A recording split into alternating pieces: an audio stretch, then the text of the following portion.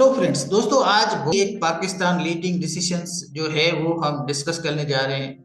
ये आसमा जहांगीर जो आसमा जिलानी केस है, इसको हम आज डिस्कस करेंगे, इसको हम समझेंगे।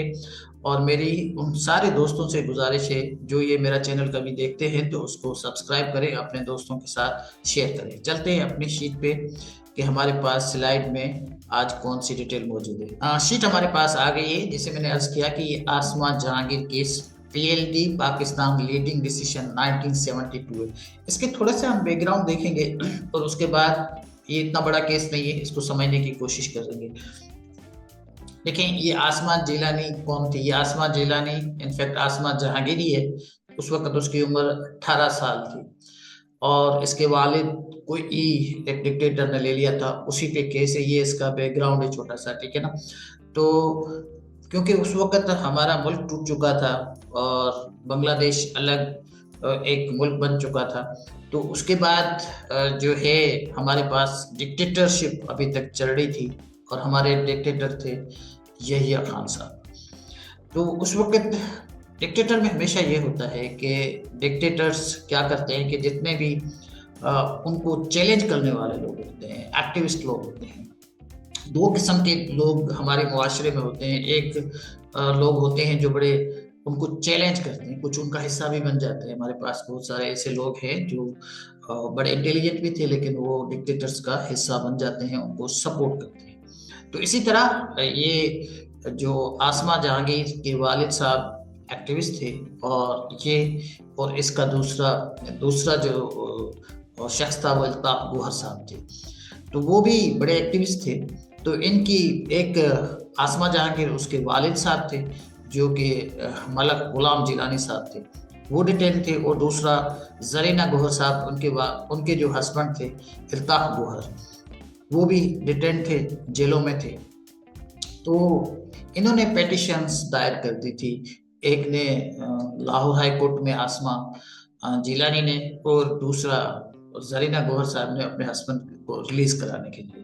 इन्होंने जब पिटीशन दाखिल की, लेकिन मैं आपको बता दूं कि जो यहिया खान साहब थे उन्होंने एक ऑर्डर निकाला था, रिमूवल ऑफ डाउट ऑर्डर 1969। वो ऑर्डर ये था कि कोई भी हमारे डिक्टेटरशिप में हमें जो है इंटरफेयर नहीं कर सकता और कोई भी जो हमारे कोर्ट है उसमें उसको चैलेंज भी नहीं कर सकता। तो ये फंडामेंटल राइट्स भी तकरीबन उस वक्त सस्पेंडेड थे। तो होता क्या है कि क्योंकि ये मार्शल डिटेंशन ऑर्डर्स जो है उसी के अंडर में ये सारे लोग अरेस्ट थे, तो हाई कोर्ट्स में तो तकरीबन ये केस बंद थे। तो इसका केस जो होता है उसके बाद आसमा जिलानी क्या करती है कि अपने वालिद साहब का केस जाके सुप्रीम कोर्ट में जाके अपना इस जो मार्शल रेगुलेशन 78 था उसको जाके चैलेंज करती है।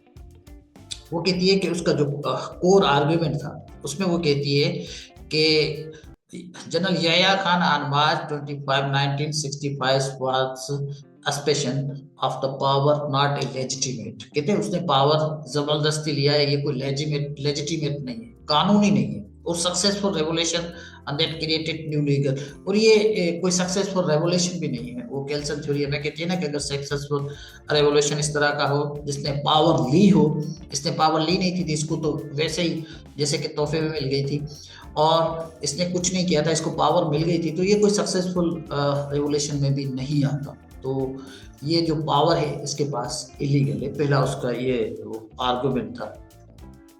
उसके बाद आर्गुमेंट जाहिर से चलते रहे। दूसरा उसका आर्गुमेंट था, petitioner argued that Yahya Khan was aspire and because he did not take by force, इसने पावर हुई अपनी ताकत से तो ली नहीं थी।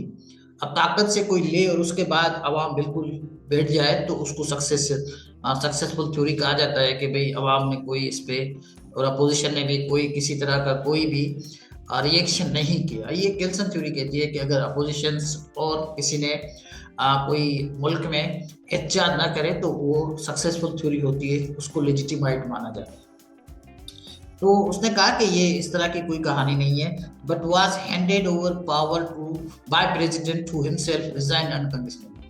उसने कहा कि ये जो अपना अयूब खान साहब थे उसने अपनी अनकंडीशनली अपनी रिजाइन लिखी, क्योंकि उनके खिलाफ प्रोटेस्ट हो रहे थे, तो पावर जाकर उसने हैंड ओवर कर दिया था यहिया खान के। कहता है ये किसी तरह भी इसमें केल्सन थ्योरी या कोई अपना सक्सेसफुल रेवोल्यूशन नहीं कहा जा सकता। तो उसको उसने जाके सुप्रीम कोर्ट में चैलेंज कर दिया।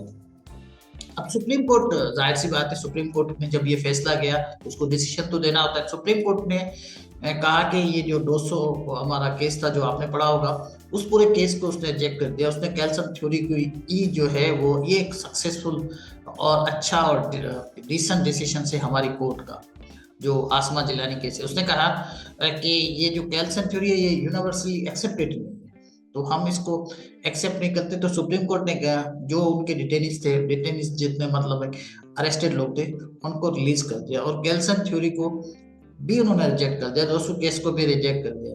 तो आसमा जहांगीर के वालिद साहब जो है वो रिलीज हो गए।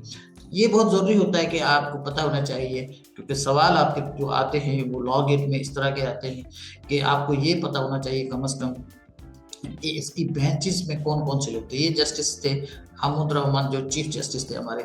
देखिए हमूद रहमान साहब बहुत ही एक काबिल जज रहे इस मुल्क के, आप इनकी तारीख पढ़े। जो इन ये अपना बांग्लादेश और पाकिस्तान की जब ये टूट गया था, वहां पे जब आर्मी ऑपरेशन हुआ था, उसके खिलाफ भी एक हमूद रहमान रिपोर्ट बनी थी, आप वो पढ़ लें तो कुछ आपको मिल जाती है। आपको अगर नेट में कोशिश करें तो वो भी बड़ी अच्छी उसने लिखी हुई है। तो बड़े मशहूर किस्म के, रिनाउंड किस्म के जज थे। तो इस तरह आपसे पूछा जा सकता है कि उस वक्त के चीफ जस्टिस कौन थे आसमा जिलानी के केस में। तो ये बेंच थी, इन्होंने जो है वो यूनानिमसली फैसला सुनाया इसके आसमा जिलानी के हक में। तो ये है आज का केस और उम्मीद है कि आपको समझ आए।